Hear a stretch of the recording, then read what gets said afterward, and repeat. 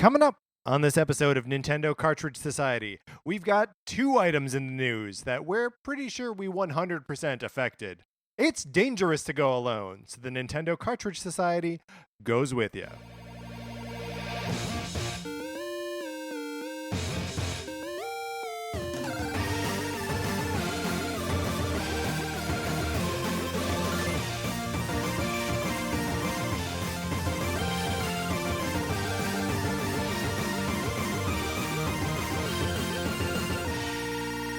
Welcome to Nintendo Cartridge Society. My name is Patrick Ellers. I am joined, as always, by my co-host, Mark Mitchell. We've got a good show for you today. We're going to be talking about the news from the week, including a new Nintendo LABO kit and an update to Mario Tennis Aces. And then on Thursday, finally, Mark, we're there. Can you believe it? I am so excited. We are going to be talking about the top 8 RPGs on Nintendo platforms, as partially decided by you, our listeners who wrote in. Thank you, all of you who have done that. It's been an incredible help.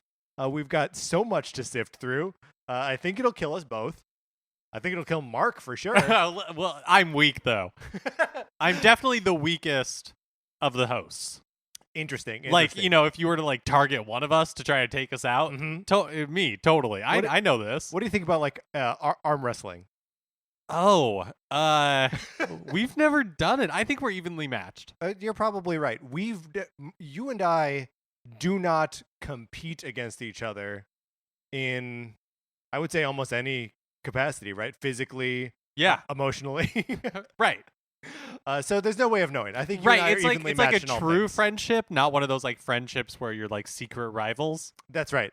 Mark and I are not secret rivals, so everyone, you can just put that fanfic away. I mean, write it, please. Please write it. Yeah. And email it to Nintendo Cartridge Society at gmail.com. And while you're doing that, why don't you go ahead and mail or email your mailing address?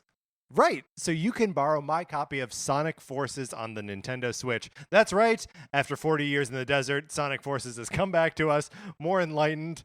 Was Jesus in the desert for 40 years? That's not right. 40 nights? The Jews. That's right. The Jews. They wandered the desert for 40 years. And Noah was at sea for 40 days? Sure. Yeah. I mean, the sea was everywhere because it was a flood. Look, we may not know the Bible, but we sort of know Sonic Forces. You get to make your own avatar and run them around with Sonic the Hedgehog. It's a bad game, but you could play it for free. I send it to you with an envelope. You can send it back. It costs you nothing. Except, you know, you have to spend some time with this game. You know, what I was thinking is we always solicit it through email, but theoretically somebody could DM us on Twitter or Facebook. Yes, if we're following you. Sure. Or right, but just like shoot us a message. What I'm saying is I don't know how DMs work on Twitter. I know people slide into them. Here's the thing I don't want anyone doing on Facebook or Twitter is just like posting their address. Oh, no. Do not do this. So if you think you might accidentally do that, just email us. But if you wanted to try, where would they reach us on Twitter? Sure. On Twitter, I'm at Patrick_Ellers. Mark is at MKE Mitchell. And collectively, the show is at NinCart Society. And the Facebook page is just called Nintendo Cartridge Society because we simple like that. We've been getting a lot of new friend requests on our Switches. It's great. We love it. I love seeing what y'all are playing. I love it. My friend list is just like filling up, and people are always online when I'm online now. Yeah. It's great. It's so much fun. Usually, in the past, if Mark's not online, I lived a lonely life. Right. Exactly.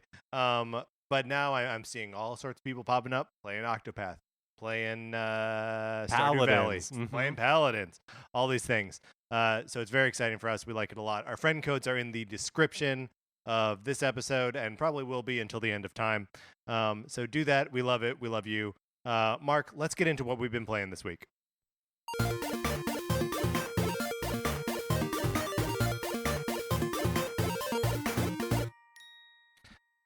Octopath Traveler. So, where are you about in the game, would you say? So, I have not collected all 8 Travelers yet. Whoa. But I am moving on to second chapters already. Wow. I spent a little bit of time grinding. I found a village that was like off of the beaten path, and there was a character there that had a dagger that I wanted to buy from them. through Tressa, her ability to purchase items, her path ability, and the dagger was so much more powerful than the one that Primrose had on her, like by 3 times as powerful. And I was like, okay, I'm gonna stick this out. I'm gonna grind it out until I get the money to do this. And it was 55,000 monies. Oof. But what is the currency in that game? I couldn't tell you. Yeah, Gil, maybe Probably Gil. Something like that. It's probably Gil. And so I, headed out and would do the thing with Tressa where I would collect from enemies when they get weak enough. And using that, you can get about 1,500 monies every fight. And so I just ground that out for a long time, and then realized my characters were all way higher level than they should have been for that. So I'm taking this game in whatever order. Yeah, that's awesome. I wanted to. Well, where were you? So I'm also doing second chapters. I'm realizing that the levels that they tell you that they recommend you should be are super approximate. Sure. Like you can be like, I think I've been like 4 levels lower than that and still able to accomplish it. Yeah, I think because the chapter 2s that I'm in right now, or I guess one of them, it's Cyrus's second chapter. And it recommends like 24, and I believe he's 22 and my Alphen is 24, and like my guys are just steamrolling through it. Yeah, especially if you have those like elemental stones. Sure. Yes. It's especially like the L variety. It's super easy to just like decimate. I assume L stands for large. Yeah, I mean that makes total sense to me, right? Because there's also M, which would be medium. Medium, maybe. Let me ask you this, Mark. Who do you like to roll with in this game? Who's your main again? The thief. I just forgot his name. Therion? Therion, yeah. I just picked him up. Oh, nice. So you were at like Boulder Dash or whatever it's called? Yeah, Boulder Gate, maybe? Yeah, Boulder Gate. Not Baldur's Gate. No. That's a different game entirely. Mark, are we talking too much about Octopath Traveler? I mean, that's kind of the point of this section. Sure, but let me tell you. All right, Therion, Hanit, or however you say your name. Yeah. Ophelia, and Cyrus. Okay. My mains are almost entirely the opposite of that. Alphen was my starting boy, and then Ulberich is a mainstay in my party, and then the next 2 are some combination of Primrose, Tressa, and Cyrus. So we overlap on that little wizard boy because he casts magic. I've also been playing Paladins. It's the hero shooter that came out, like you could buy the, I can't remember what they call it, like the Founders Pack or something earlier in the summer, but now it's gone free to play. Perfect. And yeah, it's fun. It's worth checking out. It's another one like Fortnite for me where it scratches that like Call of Duty itch where I can just hop in, play a couple of matches, and then I'm done. And it's like all I wanted from a game like that. And the characters themselves are fun? Yeah. I mean, they're fine. They have enough personality. It kind of actually reminds me of like League of Legends. Okay. Where, I mean, obviously when you have a cast that big, some of them are going to be like more interesting than others. Yeah. But where, yeah, they're all like unique enough that you can definitely find one that suits like not just the play style you want, but also like the personality style, you want. yeah. Yeah. But also like in a game like that, when you go into a match, you are or at least in the ones I've been playing, and I'm fairly low level, so maybe it opens up, or if you have like purchased them, it acts differently. But you go in and, the ones I've been playing in, it's a random assortment of like 5 or 6 for you to choose from. It's not like the entire... 5 or 6 of the heroes? Yeah. Oh, interesting. So is it what's like the main gameplay mode? Is it like a there's deathmatch there's thing, 3. Or? There's a team deathmatch. There's one that's kind of like you try to take over a base, and then while your team has control of the base, you earn points. Yeah. It's probably called Control or something. Right. And then one where it's a little bit like the tower game mode in Splatoon 2, where you're trying to take control of like an object, and then you have to move the object forward to get to. So those are like the 3. And the way they do it is actually kind of interesting. Like you can either choose which one specifically you want to play, or you can go into a general lobby and be like, I want to be put into either of these 2 games, or nice. these 3 games, or 1 game type. Yeah. Or you kind of have like agency in that. I don't know. I'm enjoying it a lot, the bit I've played. Yeah. My only like frame of reference for hero shooter is Overwatch. I understand that's a a pretty sterling example of that genre. But I may hop into Paladins too. That especially when it's fun. Free. Yeah. What do you got to lose? Yeah. It's no like risk. borrowing Sonic Forces from us, Nintendo Cartridge Society at gmail.com. I have been playing a little bit of Mario Kart 8 Deluxe and Mario Tennis Aces. Spent a little time in hospital waiting rooms this last week. And let me tell you something. There is nothing quite as effective at distracting me from my problems as playing a little Mario Kart. It uses up all of my like biological RAM to just play Mario Kart 8, and doesn't stress me out or anything. It's wonderful for that. And honestly, Mario Tennis Aces is like that as well. That like while I'm playing that game, it takes all of my attention to do it. But it doesn't stress me out or make me mad or anything like that. Just playing the like regular, not online tournaments against the computer is a ton of fun. I like that game a lot. All right, that's what we've been playing this last week. But let's get into the new releases and what we might be playing next week.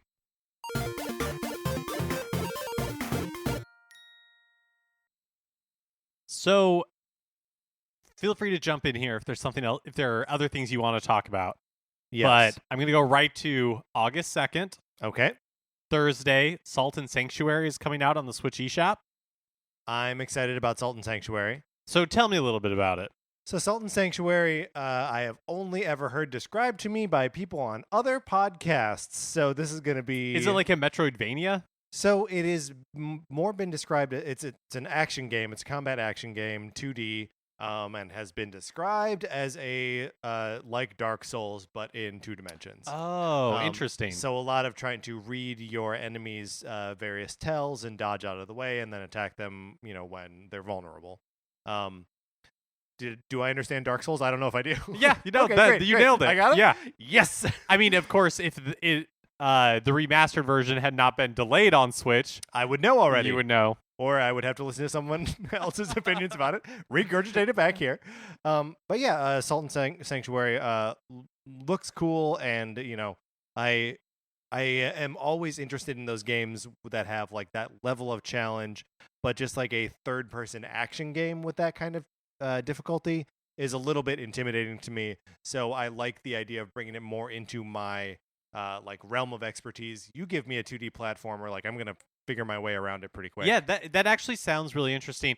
I'm feeling a little burnt out on Metroidvanias. Yeah. At the it seems like a lot of indie games are in that style. So yeah, and I want to check out Hollow Knight, and I know that that's going to be in that same vein. Yeah. But like, man, how we need just like a different kind of game to play.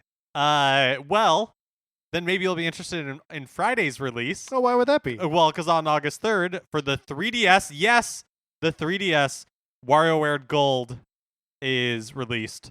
I think I'm going to pick it up. I think that's a great idea. Mark, I really like WarioWare. Me too. It's a fun game in that it is like 100 fun games. And everything that I've seen pre-release of this game, I haven't gotten a chance to play it. Like it wasn't at E3 or anything. It looks so it's got so many different control types where like either you're just using the tilt controls, just using the touch screen, or using the buttons like actually on the thing. And that was my favorite part of WarioWare Smooth Moves on the Wii. That like at the beginning of a challenge, it would show you like here's how you hold the Wii remote, and good luck, right? And that in the sort of roulette version of this game, that they say, okay, here's the control method, good luck. And I don't know, there's nothing quite as frantic where you're like, I don't even know how to hold this thing, figure it out. I'm very excited about this game. Yeah, I'm really looking forward to it as well. There were what else was coming out this week? There's a Harvest Moon game coming out. No, it's just the characters pack. back. All right, great.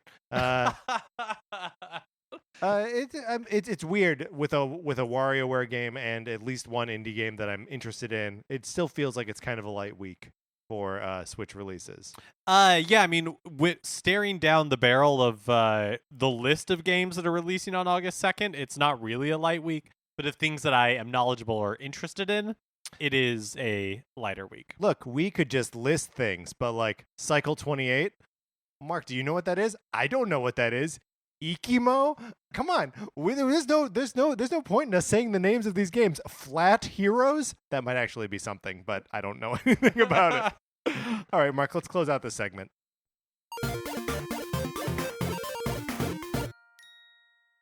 And that's going to bring us to a regular feature on the show. It's time for 433.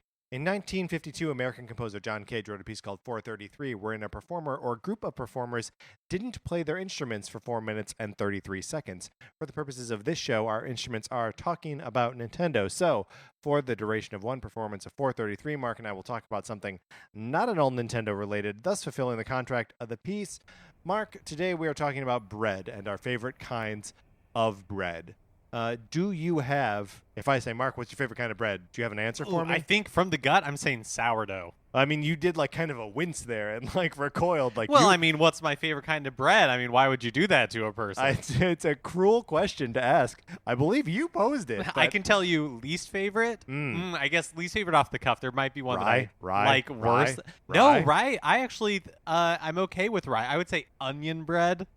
I think there's a context in which onion bread makes a lot of sense. Here's the thing. I need a versatile bread. Because sometimes... Wait. How did you segue from onion bread has context to I need a versatile bread? Are you trying... I'm throwing away my old argument. Are you trying to tell me that onion bread not is versatile. Versatile bread? Okay. I'm saying that onion bread... I'll let you pass. You need to... Thank you. Thank you for letting me pass.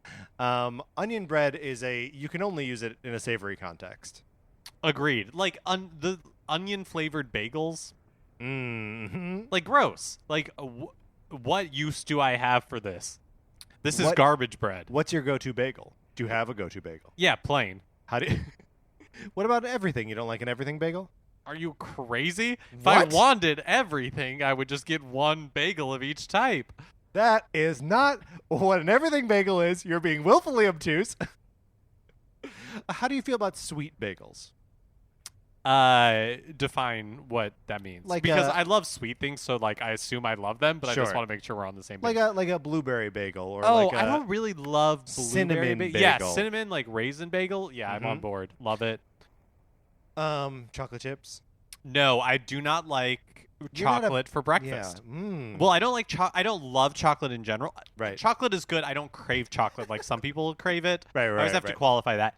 But I do not like chocolate for breakfast, and I will tell you why. Please. When I was a freshman or sophomore in high school, there was a girl in my first class every single day who had a chocolate muffin and would eat it every single day, and just the smell of it always made me feel nauseous. Yeah. And so the idea of eating chocolate in the morning is really, really disturbing. So this one girl ruined it for you. Yeah, I mean, she didn't ruin chocolate. I just never like craved Just chocolate chocolate in the before, morning. but like chocolate in the morning, it's like, no, thank you. It's like, come on, control yourself. All right, Patrick, you're Yes. on the clock. What is your favorite bread? Dun dun dun dun dun dun dun dun dun dun dun dun dun dun. Time up. I would actually say a bagel. Does that count? Yeah, I think so. It's a very it's a specific type of bread. Well, because like, okay, what are we using bread for? We're using bread for toast. We're using it for sandwiches. If I can have a sandwich on a bagel, I'm there. Do you think you could make French toast out of bagels? Oh my God! And would it be good? No. Here's the thing. Too thick, Here's too the thing. dense. French toast. We already have challah. Like, sure. you don't need a different kind of bread. But could you? No. If we wanted to start a new We've already trend, if we wanted to perfected open it. a food truck. Look, Sarah and I have talked about this. There should be a food truck that is focused entirely on pizza bagels. Good pizza and good bagels. There is a bagel food truck in LA called Yeasty Boys. Yeasty Boys? Yeah. Yeah, that's right. I like that. No. What? I don't like it? No, you're right. You may like it. I can't take that away from you.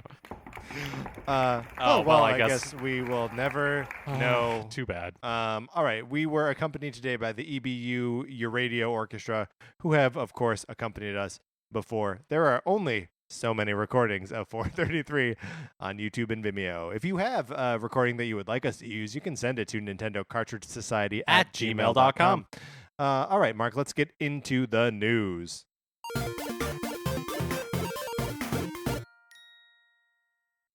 This past week, Nintendo announced a new LABO kit, the LABO Vehicle Kit, coming out this September, on September 14th to be exact.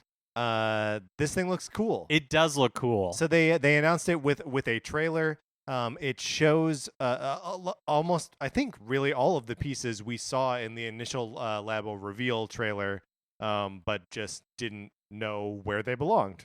There is so the thing is $70, right?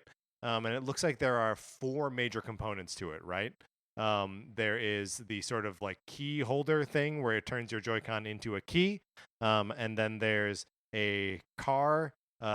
Is it like a helicopter, an airplane, or something? A submarine and a plane. Okay, yeah. And seemingly it looks like the software allows you to just explore one big space with this versatile vehicle that turns into all these things. Yeah, so you're like making a pedal, right? And you're making like a steering wheel console. Honestly, one of my favorite things is that you take that Joy-Con key and to switch between, you have to like take it out of the car and put it into the plane, or like right, and then it lets you use the plane to navigate this space. I tell you what, this is very exciting to me because I liked I liked and like the LABO kit that I currently have. I'm gesturing to it, but of course the listeners at home cannot hear that I'm gesturing. And I wanted to get, like, there was a little while where I was like, oh no, I've only got like one more of these things to build, and then I'm out of things to build. What do I do then? I guess I don't really want to get that robot kit. Yeah, I feel like the robot kit, it wasn't necessarily a mistake, but it definitely doesn't have the appeal of these like variety boxes. Also, like, that thing is sized for a child. Like, I can probably put it on me, but like it's going to be too small, and I will be reminded that this is a child's toy that I'm playing with. Well, and also, like, how much are you really going to use it? Yeah. And not that you're always pulling out your LABO like fishing pole, but it seems like less ridiculous. Yeah, like, do I have to get a bust of a mannequin for me to put the LABO robot like backpack on? I mean, yeah, they should sell Hori officially licensed LABO mannequins. That's right, mannequin busts. I mean, and honestly, I'm not really sure what I'm supposed to do with the fishing pole and the piano and stuff. They're sitting on top of my refrigerator right now, which seems like as good a place as any. Yeah, and like they look like something, whereas the other thing would just look like a box. Yeah, that is 100% correct. And honestly, like the question of like how do you store LABO once you've built it is just a problem. It'll be a problem with set number 3 here, and it'll be a problem with set number 4 and set number 5. And it's gonna be a problem until we are rich and have a wholly dedicated wing of our enormous homes. Right, and then we call down, we ding, ding, ding, ding, ding, and then the LABO butler comes running. He's made of cardboard. It is a butler specifically for LABO, built in LABO cardboard. And while he has daily meetings with the Amiibo butler, they have totally different jobs. Right. But they need to coordinate from time to time. Anyways, cool to see another LABO kit. Yeah. And less than a year after the first 2 came out. That was April. And now this one's coming out in September. I'm there for it. I think this is going to be a day one purchase for me. Exciting to see where they go after vehicles, because they've kind of, in my mind, ticked all the logical boxes. Yeah. So once we kind of get like outside of that, robot vehicles. Well, like the things that are like within the variety kit. I believe Socrates said that those are the 3 pillars of drama: variety, robots, and vehicles. The classics. Dragon Ball Fighters. That's right. Switch will have an open beta in August.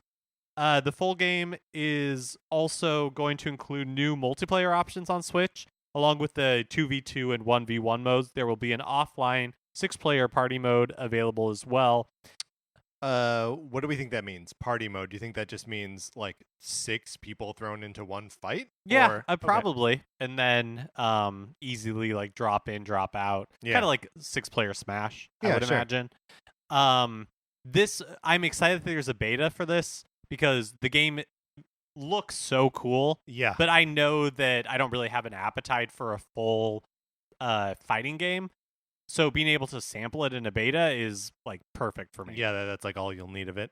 Here's the thing, Mark. I'm a sucker for fighting games, and there's that little bit of like Dragon Ball Z tickles just the right amount of like nostalgia for me. Oh yeah, I think you should get it for sure. Okay, thank you. You want to come over and play it with me? I'll watch. What is that? Well, because it won't be fun. Because like I'll be playing against you, and you'll be really good, and I 2v2, won't like 2v2. Okay, are you gonna buy it on Switch or on PS4? Because you have a fighting stick for PS4. I've got 2 fighting sticks for PS4. So Switch. Yeah, absolutely. I mean, is it more fun to play it on like hardware that it was never actually designed to play on because it wasn't Like an what, an arcade Amiga? game? No, I'm saying the fight sticks. Oh, I It's understand. not an arcade game. I It's understand. a console game. Yes, yeah. Or to play it on the go when you're on an airplane and bored and you want to make Goku, fight Piccolo or something. Yeah, I mean the second one sounds right to me. That sounds right to me as well. NBA Playgrounds 2 was originally going to be released back in May, but then like just a little bit before its intended release date, there was like a mysterious delay where the developers said only that there were some exciting developments. Well, now we know what that means. The game is going to be published by 2K Games, and so when it comes out this fall, it's going to be known as NBA 2K Playgrounds 2. Interesting. So how is that exciting for like the consumer? Explain all of this to me. I think it's exciting for the devs. For the consumers, It seems like a lateral shift. Right. Plus a delay. Right. So Right. maybe a negative. Mm-hmm. I guess the only thing I would say for Switch owners specifically is seemingly no fault of the developers themselves, but the Switch game was like a little bit behind. It took a long time for like the updates and improvements to come to it. Yeah. There's that whole thing with like, is the patch too big or whatever? Right. Is the patch 3 times as big as the game on the cartridge? Yeah. So maybe now with like the support and like the finances of 2K, there will be they can avoid anything like that in the future. But I also have no idea how publishing deals like this works. Hey, that's a great point. So, does this make the game more attractive to you? Was it a game you were interested in the first place? No. Very good.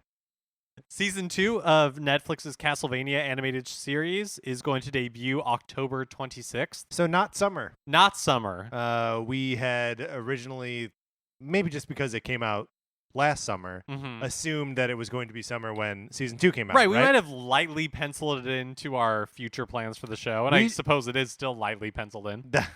That's right. We do a lot of light penciling. Here's the thing you don't know about the show is we prepare all of it with little golf pencils. A year in advance. That's right.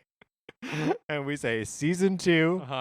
Castlevania. Word for word, beat for beat. This is all scripted. Right. And then call Colin, it says in parentheses. Because Colin's got to come back on and talk He's about season 2. He's got to come back. Maybe he'll finish season 1. I don't think he will. Knowing what I know about Colin J. Morris, he will not finish. For those of you who are newer to the show, our buddy Colin came on to talk about the first season. We will likely bring him back to talk about season 2. It's longer, though, right? It's twice as long. Right. So I think that means it's 8 episodes. Yeah, instead of 4. So we'll figure out how to address that. Yeah, listeners, you don't have to worry about it. Yeah, we'll figure out. We'll do the heavy lifting. If you have any ideas, you could You can email us at Nintendo Cartridge Society at gmail.com, but you don't have to. Don't worry, it'll happen one way or the other. That's right. Yeah. Do not feel pressure to email us about that. None at all. Okay, so for this next one, do you want to? It starts with somebody's name. So sure, Isao Moro. Yes. The director of Animal Crossing New Leaf has left Nintendo. In a July 26th Facebook post, the longtime Nintendo producer announced that he was resigning. He's worked on several previous games in the franchise and served as assistant director on The Legend of Zelda: The Wind Waker.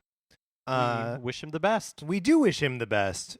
Does this bode ill for a new Animal Crossing game. I don't think so. Do you mean like a new one coming soon, or the future of the franchise? I guess I mean the former, and then maybe the latter, but more the former than. I don't think so. I think I guess I don't know how old this gentleman was. I think in general, Nintendo is seeing a shift to younger developers. Sure. And I also think that nobody ever knows what Nintendo internal developers are working on. So, right. Who knows how far along an Animal Crossing game was before he left. Maybe he was never involved in a Switch Animal Crossing game. Sure, and Switch Animal Crossing could be done right now, and they're just like waiting for a time to. We could get a direct tomorrow saying Animal Crossing Switch comes out in October, and we would all be very surprised, but it could happen. Last week we wondered what was up with the timing of the Breath of the Wild bonus content in Mario Kart 8 Deluxe. I believe that's how I phrased it. I said, what's up with the timing of this thing? Yeah, we may not have gotten more insight into the timing necessarily, but producer Kosuke Yabuki did share a message about how the crossover came about. Mm-hmm. So apparently there's a lot of crossover between the Zelda and Mario Kart teams, and after using the Master Cycle Zero in Breath of the Wild, Yabuki felt that it would be a perfect fit for Mario Kart 8. Some things are just easy and straightforward, right? That they're like playing with the motorcycle in one game and saying, "Hey, this motorcycle should be in 2 games." Yeah. So here's a quote from Mr. Yabuki. It said, "One day, about a year ago, Mr. How do you say his first name? Eiji Aonuma came to me with a thought. He said, I'm thinking about putting a bike in Breath of the Wild. What do you think? I promptly replied, riding around the world on a bike would be the best. Go for it. I love how supportive they are. Just dropping a bike into the world of Hyrule wouldn't be an easy feat, though. There were a lot of things to consider, making sure the player could feel the tire's traction, making the engine sour powerful, and even designing the bike to make it feel like ancient technology. The development team faced a great deal of challenges, for sure. It just seems like this is such a positive, weird environment where they're just like, here's a creative thought. Yeah. And everyone else is like, yes, do it. And then someone else is like, this should be in my game too. And they're like, yes. I love it. It makes me wonder what, okay, so in addition to the Breath of the Wild content in Mario Kart 8 Deluxe, we also got like the LABO update. Yes. A little bit. Yes. Mm-hmm. A little while back. And like, it seems obvious to me that the vehicle's LABO kit is going to have some utility somewhere. It may as well be Mario Kart. Right? Yeah, makes total sense to me. Or Breath of the Wild? Also fun. That'd be fun. So it looks like everyone is getting in on the GameCube-esque controllers for Switch. Both Hori and PDP announced lines of GameCube-style controllers compatible with Nintendo Switch. The PDP controllers are brightly colored and come with removable C-sticks and 10-foot-long cables. No release date has been announced yet, but why would you bother before Super Smash Bros. Ultimate comes out? Maybe you want to play Brawlhalla with a GameCube controller? Can you do that? I don't know. And the Hori controllers are Zelda, Mario, and Pikachu themed. They look like they're coming out just in the Asian markets so far, but, maybe not. Yeah, well, maybe we'll see them here. Who knows? How important do you think these GameCube controllers are? Like, let's say on the Wii U, how many people do you think played with GameCube controllers? With GameCube controllers? I would guess the vast, vast, vast majority. Yeah, like 98% of players do not play with. Just play. They just play with whatever on a Pro controller default. or the like gamepad. Yeah. I would assume that is also going to be true for Switch. If only because if you've got a wired fight pad, you have to play it on the TV, right? Because there's no USB inputs on just the console itself. You would need to have it docked. So like until there's a solution for that, and like I don't think having like a wireless gamepad is really what people are looking for either, because there's like some lag inherent in that. I don't know. I don't think.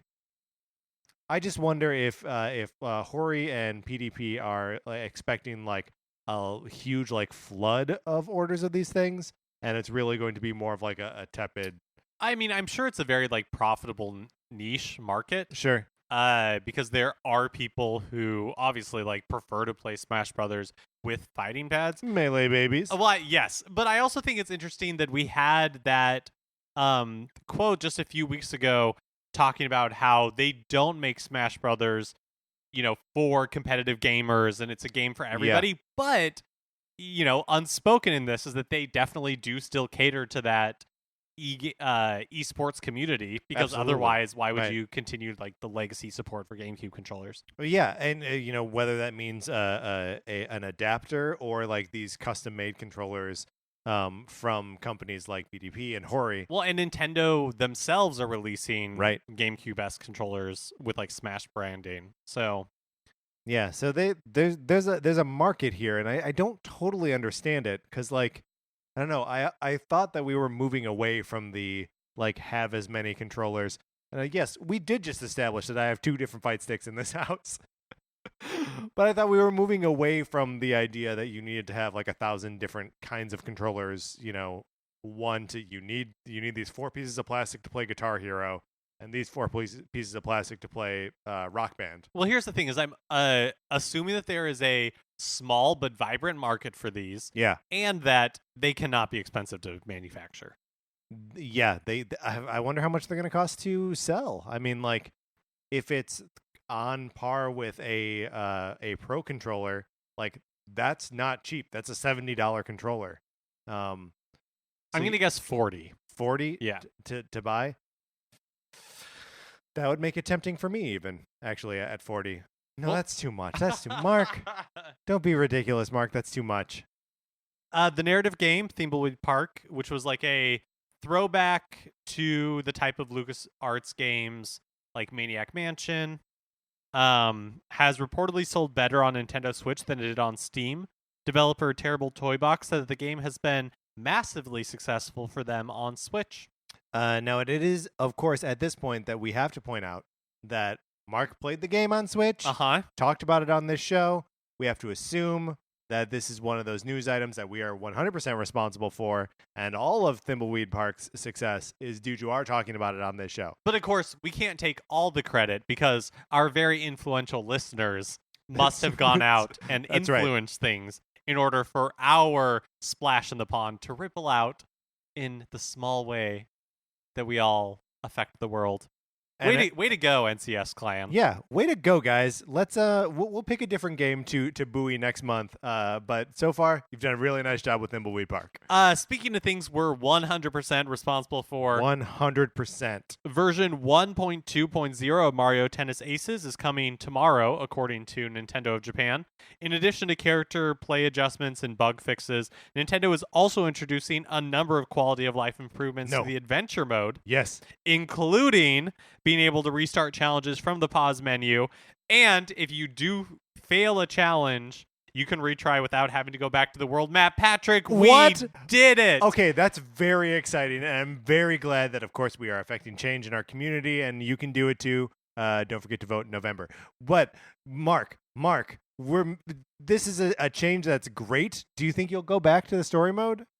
No, probably not. Right. But how do you feel having completed the story mode So before this change was made? Yeah, I feel like that's like probably 3 hours I'm not going to get back of just like watching a little bit of dumb dialogue and trying to skip past it as fast as I can. So do I feel slighted? Do I feel wronged? Do I feel as though I am owed something? I mean, you're a hero. You crawled through Thank you. glass. Thank you. So the rest of us could walk over you. That's right. And of course you are referring to Glass, the sequel to Split. Send us spoilers. This is something new that we're gonna relaunch. Look, we were very interested in getting spoilers for the movie Split. We didn't want to see the movie Split. People sent us spoilers. We appreciated it. We still saw the movie. Yeah. Let's do the same thing. If you have spoilers for the movie Glass, please send them to us. Nintendo Cartridge Society at gmail.com. Did I tell you that at Comic-Con this year, I went to a recording of Conan, and he had the cast of Glass on it. No. and M. Night Shyamalan told a story about like getting the characters in costume. Getting Sam Jackson's character, who I guess is Mr. Glass, and Bruce Willis's character, and James McAvoy. Yeah. And having them in their costumes, and that like everyone on set was like, "Whoa, these iconic characters are back." And my friend Kelly and I were just like, that didn't happen. Yeah, because they're not like iconic characters of cinema. You don't see like a Bruce Willis lookalike in like a rain poncho walking around Universal Studios, and everybody's like, you don't even see that on Mr. Hollywood Unbreakable. Boulevard. Yeah, you don't see these things. It's not real. Like, what does James McAvoy's character from Split look like? You're like, oh, he's wearing a sweater and a dress sometimes. Oh, I hated that movie. Me too. You want to see Glass though? We'll see Glass. Send us spoilers, but we're gonna see it. If you want to start paying for Nintendo's online services now, instead of waiting until September when it actually is available for use, Amazon has codes available. You can get 3 months for $7.99 and 12 months for $19.99. That is a 0% savings for yourself. What's the point of buying this early? I don't know. I really don't know. Okay. Like, I can't think of a single benefit. Perfect. No, actually, I can. What? Because I'm creative of thought. If you wanted to buy it for a friend for, like, their birthday or something, and you're like, you just wanted to make sure that you got that out in front, so that way you don't have to worry about them buying it, and then you bought this, and then what are they going to do with 2 years of Switch's online service? They're going to sell their internet to, like, get the money to buy this for you. It's a gift of the Magi. I always say Magi, but I've never heard it pronounced before, so I don't know. Well, I just made myself vulnerable there, and I don't know how I feel about it. Oh, well, I hope you felt accepted. Thank you. I do, in fact, feel accepted. Also, it doesn't look like you can buy the family plans or the whatever those are. Oh, yeah, I forgot that was even a thing. Look, this thing comes out in September. I feel like I still don't know anything about it. Do we know what the other half of the games are yet? No, but we got to find out. I mean, we will find out at some point. Of course we will. All right, Mark, let's get out of the news. That is going to do it for this episode of Nintendo Cartridge Society. Remember, please rate, review, subscribe on Apple Podcasts. If you like the episode, share it on Facebook or Twitter or anywhere where you social your meets. Follow us on Twitter. I'm at Patrick_Ellers. Mark is at MKE Mitchell. Collectively, we are at NinCart Society. The Facebook page is just Nintendo Cartridge Society. Remember, oh my God, you have to come back for Thursday. We are going to be talking about the top 8 RPGs on Nintendo platforms. I'm worried we'll never be able to top this next episode. I agree. Frankly, I'm worried we're not going to be able to top the episode we're recording right now. Oh, yeah, this is a good one, too. But, I mean, I'm also just filled with a lot of chronic anxiety, and it's something that I need someone to talk to about it. That's part of what these podcasts are. If you like Mark and Mine's opinions, we write about comic books on retconpunch.com. Olivia Duncan made our logo. Our theme music is provided by 8-Bit Betty. You can get more of his music by going to 8bitbetty.com or by listening right now. For my co-host, Mark Mitchell, this is Patrick Ellers saying, I've got people to talk to, but I am too anxious to talk to them. So, thanks for listening.